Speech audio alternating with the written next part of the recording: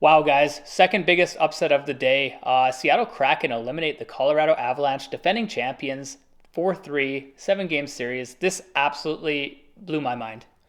Yeah, it was disappointing for the Colorado Avalanche, but they're missing a lot of pieces.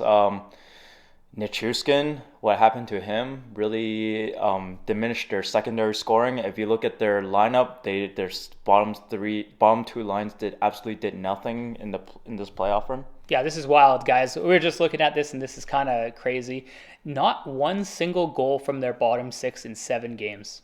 Just I can't even picture that. Like not a single goal. It's pretty ridiculous, especially from guys like Lars Eller. Cogliano played a lot of this series before he got hurt. None of these guys managed to get any offensive production whatsoever to chip in. They pretty much left those big boys like Nate McKinnon and Mikko Rantanen all by themselves offensively to carry a very, very heavy load. But let's quickly look at Seattle here, the winning team.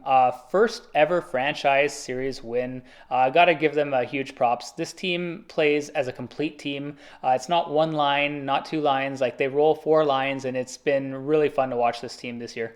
I think Grubauer was having his revenge series for sure. He used to play for the Colorado Avalanche, and did he play well in that game seven? Oh my gosh. This is one of the best performances in a game seven elimination I've seen from a while in a goaltender. This was absolutely insane. This guy was getting peppered by like Nate was on a mission tonight. Ranton was trying hard, and this guy was just turning away pucks left, right, and center. One of the best games of the playoffs so far for a goaltender for sure. Yeah, he probably feels pretty good in eliminating his old team because throughout the year for the regular season, he hasn't been that great.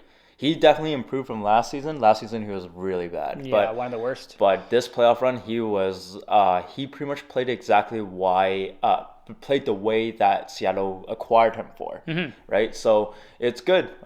Good for the Seattle Kraken. The six D-men on that team really chipped in. They really played well. They defended well overall. I mean, it's really hard to stop Nate McKinnon's speed sometimes, but like honestly, I gotta give huge props to that defense core. Adam Larson, Carson Soucy, Justin Schultz, Vince Dunn. These guys did a great job collectively. No, they all these guys have had pretty good years. I mean, like both Larson and Dunn had career seasons this year, and they carried it over into the playoffs. They both played great. Carson Soucy really impressed me. This guy was just doing all the right things defensively. Obviously, he's not a big point producing defenseman, but he was really solid defenseman, and he really kept this team in it. And one of the big difference between the Seattle Kraken and the Colorado Avalanche is like Seattle Kraken was getting contributions throughout the whole lineup. Yeah, very deep. Right? And you look at Colorado, they were really only getting one contribution from Rantanen and McKinnon. That's it. And maybe Devontae's and some demon were chipping in for sure. But like in terms of wingers and centermen, Lars Eller, Mulligan, these guys, Cogliano, non-existent. Yeah. Nieto, non-existent. So where are you guys? If you guys want to go, any team that wants to be successful in the long playoff run, secondary scoring is required. Yep, no, absolutely. I think one crazy stat, and I think this kind of dictated why Seattle won this series, because scoring first is important. Every single one of these seven games, Seattle scored the first goal. Yeah. I can't even imagine that. I don't think I've ever seen that in a seven-game series before, where one team scored first every single game. That's incredible. It really shows that they get out of the gate hot, and they just bring it right off the puck drop. And Colorado, it felt like a lot of the time, I thought they played a really, really, really good game seven. Like, I think they kind of played better in game seven, honestly.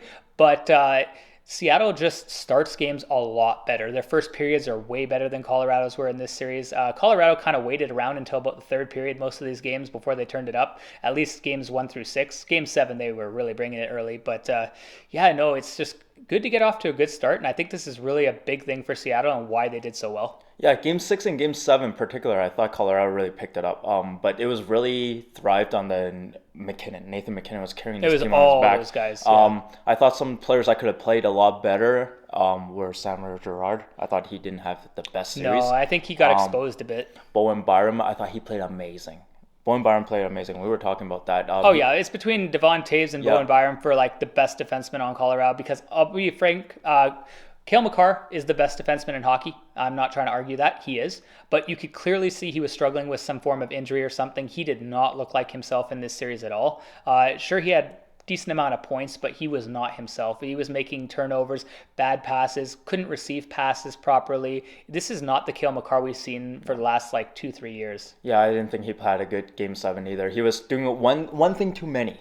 That's what I feel. Trying to make too many things happening, and it ends up being a turnover. And it didn't look as fast as he's used to. Fast. Normally he's so fast. Right? Like this guy skates like the wind. Sometimes it's better to just play Bowen Byram's style of hockey, where you just keep things simple, right? Yeah, simple just stretch passes. Sometimes nice tap passes. Yeah, you don't need to make all these fancy dangles and everything. That's don't get me wrong. I like Cale Makar. I think he's a great defenseman, franchise defenseman, but he didn't need to do all that extra stuff. No.